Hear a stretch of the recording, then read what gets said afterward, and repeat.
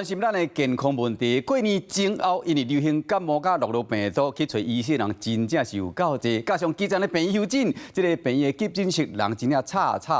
就算即摆已经开工上班啊，湘北医院有病院通报讲，因的病床是满床，若无病院急诊室，这床位真正是两挡袂牢，无够用。急诊科医师就讲，即摆。伫急诊室要排床位，上无爱等3天至5天。过年前后，这真接发生的代志，一般都要等到热天才会较回。来到急诊，想要互医生看，偏偏佫爱排队等病床，真无奈。现场佫打出着病院满床的故事，安尼状况对过年前都已经开始。就是老问题啊，病很多，然后住院没有办法住院这样，然后加护病房也是人满为患，就是完全没有空位。一直到2月11透早8点半左右，湘北各大病院等待入院的人数。台北马街67个人，三总52个，北京32个，南开中街甚至来到141个，已经向119通报。台大病院也破百，同款通报完成。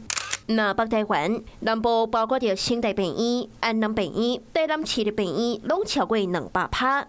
医师感叹，200趴意思，就是代表有50张床急诊，严格说有100位病人，代表另外50个患者是无病床。急诊医疗量能愈来愈少。有医生透露讲，急诊爱等病床，上无都爱等3、5天，甚至有患者都爱等1礼拜。这段时间的流感非常的流行嘛那另外一部分就是有急性肠胃炎、诺罗病毒的部分，本来重症需要住院的病人。也没有减少那所以就造成很多一部分需要住院的病人，可能就是没有办法上去病房。卫福部也讲，春节的期间病毒四界传，加上基层的人数休诊，这嘛是造成急诊遮侪人的原因。急诊就诊人数的最高峰，到伫过年时车之45000人，开工后已经降到26000人。满床难以负荷的情形，那我们也会有区域内彼此的协助，所以会做区域内的转诊的分流。医师补充讲，过年前后本地就是上济患者的时期，都要偌济人急诊的人数才会来减少。是讲患者甲医护人员也是想要知影，要安怎解决目前的难题。